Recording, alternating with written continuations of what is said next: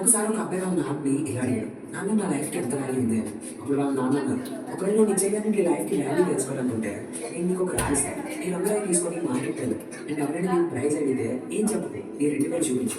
వాళ్ళ నాన్న చెప్పినట్టే అబ్బాయి మార్కెట్కి వెళ్ళి కొంచెం టైం అక్కడే కూర్చున్నాడు.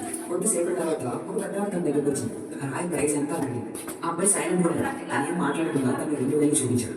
అప్పుడే పెద్దవాడ 200 రూపాయల, సరే నేను ఈ రాయి నుంచి కొనుక్కుంటానని చెప్పి ఆ అబ్బాయి ఒక్కసారి షాక్ అయ్యాడు. ఒక రాయి విలువ 200 రూపాయలు, ఎందుకంటే రాళ్ళు ఎక్కడైనా దొరుకుతాయి కానీ వాటి విలువ 200 రూపాయలు. దాని వెంటనే వాళ్ళ నాన్న దగ్గరికి వెళ్ళి ఇలా అన్నాడు, నాన్న నాకు మార్కెట్లో పెద్దవాడు తెలిసింది అంటే రాయికి 200 రూపాయలు ఇవ్వడానికి సిద్ధంగా ఉంది. వాళ్ళ నాన్న అన్నాడు, ఈసారి నువ్వు ఈ రాయిని మ్యూజియం తీసుకుని వెళ్ళు అండ్ అక్కడ ఎవరైనా ప్రైజ్ అంటే ఏం చెప్పు, జస్ట్ నీ 2,000 చూపించి చాలు అన్నాడు.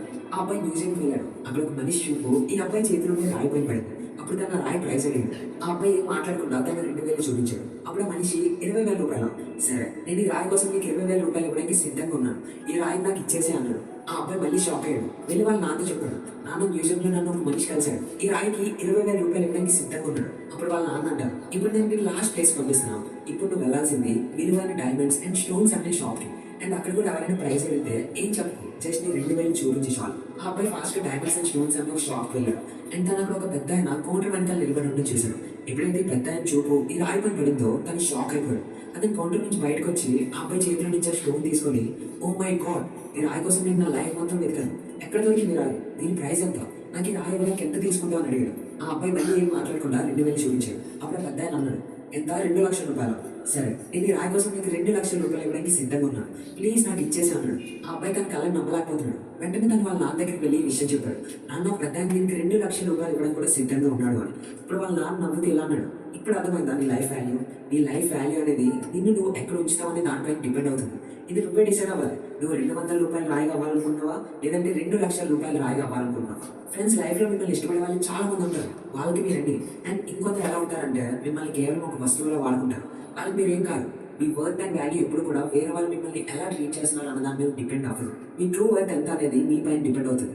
ఈ స్టోరీలో 200 రూపాయలు అడిగిన పెద్దవాడికి ఆ రాయి విలువేంటో తెలియదు, కానీ 2,00,000 రూపాయలు అడిగిన వ్యక్తికి ఆ రాయి అసలైన విలువేంటో చాలా బాగా తెలుసు.